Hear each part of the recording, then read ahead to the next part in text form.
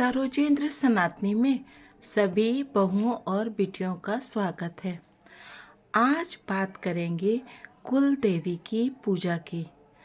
हमारे सनातन धर्म में अपने कुल देवी अथवा कुल देवता की पूजा का बहुत बड़ा महत्व है और सभी को जानकारी प्राप्त करके इस पूजा को अवश्य ही करना चाहिए, क्योंकि इससे आपके परिवार में समृद्धि आती है और आपके ऊपर आपके कुल देवी अथवा देवता का आशीर्वाद सदैव बना रहता है।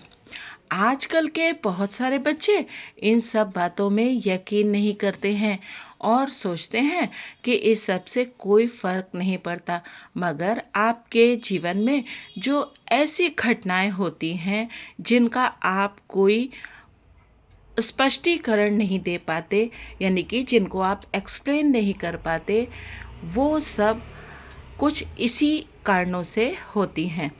तो चलिए आज मैं आपको डिटेल में बताने जा रही हूँ अपनी कुल देवी और कुल देवता की पूजा के बारे में। मैं यहाँ पे ये आप लोगों को बिल्कुल क्लियर कर देना चाहती हूँ कि सबकी कुल देवी अथवा कुल देवता अलग अलग होते हैं और आपको अपने बुजुर्गों से इस बारे में जानकारी अवश्य ही प्राप्त करनी चाहिए। और कुछ जगहों पर ये पूजा घर के बड़े बुजुर्ग ही करते हैं, जैसा कि हमारे यहाँ भी होता है कि हमारे यहाँ ये पूजा घर के बड़े बुजुर्ग ही करते हैं और अभी तक करते आए हैं। लेकिन अब क्योंकि सभी लोग अलग अलग रहते हैं और अलग अलग शहरों में रहते हैं, इस वजह से सबको अपने अपने घरों में ये पूजा करनी ही चाहिए।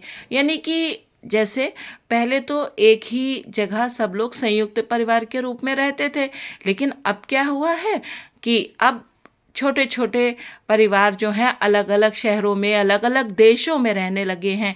तो आपको जो भी घर का आपके बुजुर्ग हो उससे कहना चाहिए कि वो ये पूजा अवश्य ही करें। तो चलिए, हमारे घर में ये पूजा होती है जो इटावा के पास लखुना देवी जी हैं, उनके नाम पर ये कुल देवी जी की पूजा होती है। और ये पूजा वैशाख के शुक्ल पक्ष में शनिश्चर और इतवार को होती है, यानी एक दिन सैटरडे को और एक दिन संडे को। सैटरडे संडे लगातार आपको ये पूजा करनी पड़ती है।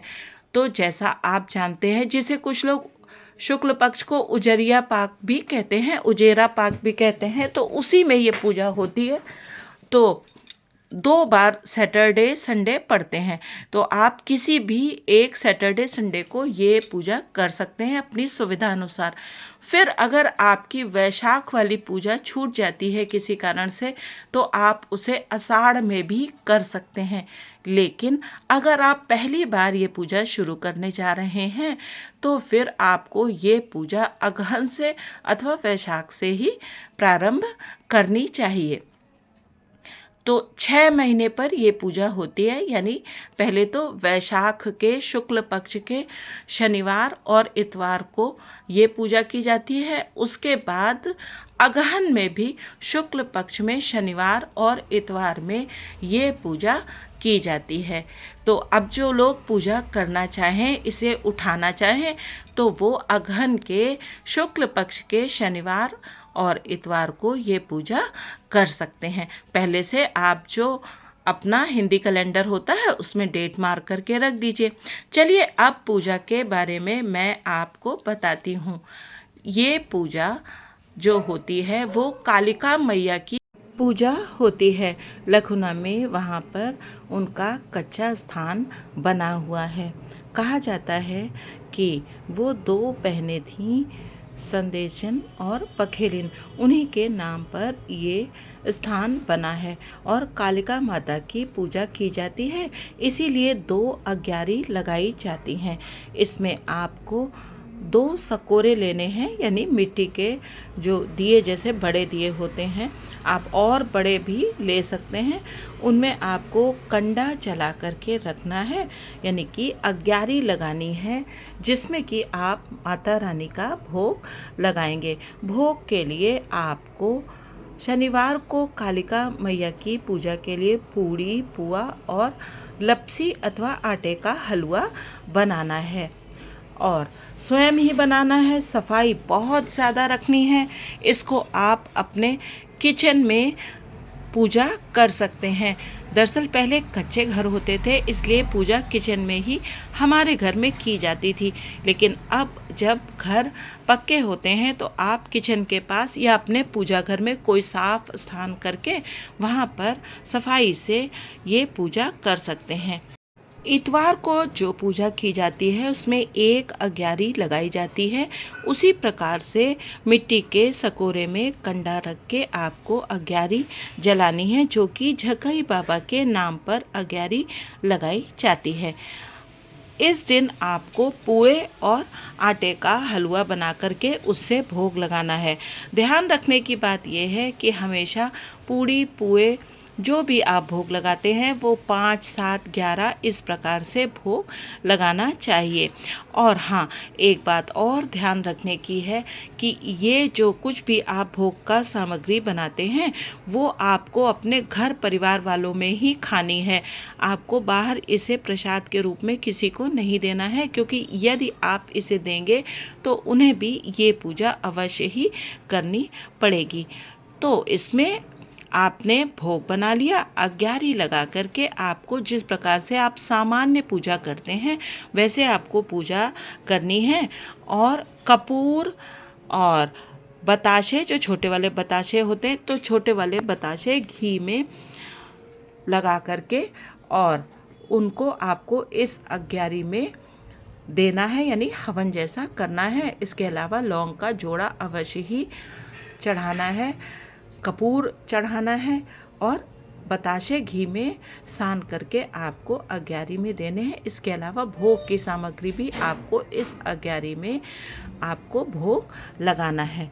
इस प्रकार से दोनों दिन ये पूजा की जाती है। फूल माला आदि आप चढ़ाते हैं, धूप जलाते हैं और जब शाम को, जैसे शनिवार को आपने कालिका मैया की पूजा की, उसके बाद शनिवार को आप इन सकोरों को हटा करके कागज़ में लपेट के पेड़ पौधों में किसी सुरक्षित स्थान पर, जहाँ पर गंदगी ना हो या इनको हटाया ना जाए, वैसे किसी स्थान पर आप इनको सिरा दें।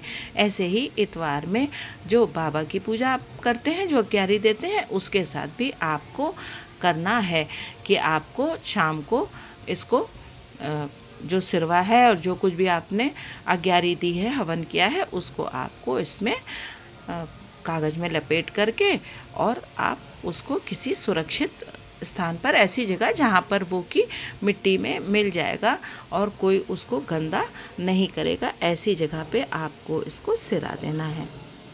पूजा समाप्ति के बाद जैसे आप आरती करते हैं, धूप दिखाते हैं, वो सब आपको उसी प्रकार से करना है।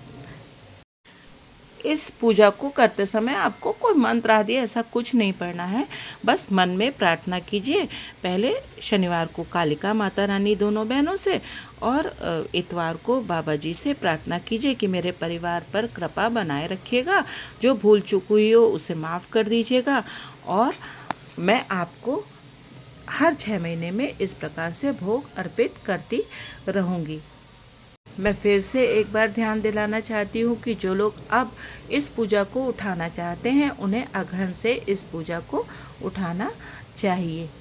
मुझे लगता है कि मैंने सारी बातें इस वीडियो में आप लोगों को क्लियर कर दी हैं। अगर कोई डाउट हो तो आप कमेंट करके मुझसे अवश्य ही पूछ सकते हैं। वीडियो आपको अच्छा लगा हो तो अवश्य ही इसको लाइक कीजिएगा और चैनल को सब्सक्राइब कीजिएगा। कमेंट करके अपनी राय ज़रूर बताइएगा और ये भी बताइएगा कि क्या आपको मालूम है कि आपके कुल देवी और कुल देवता कौन हैं, और उनका नाम भी अवश्य ही लिखिएगा। जैसे कुछ लोग गार्गी जी की पूजा करते हैं, कुछ लोग भूइयाँ जी की पूजा करते हैं, भूइयाँ देवी जी की। तो आप ज़रूर पता लगाइए और मुझे भी कमेंट करके ज़रूर बताइएगा कि आपको वीडियो कैसा लगा। जय सिया राम जी की।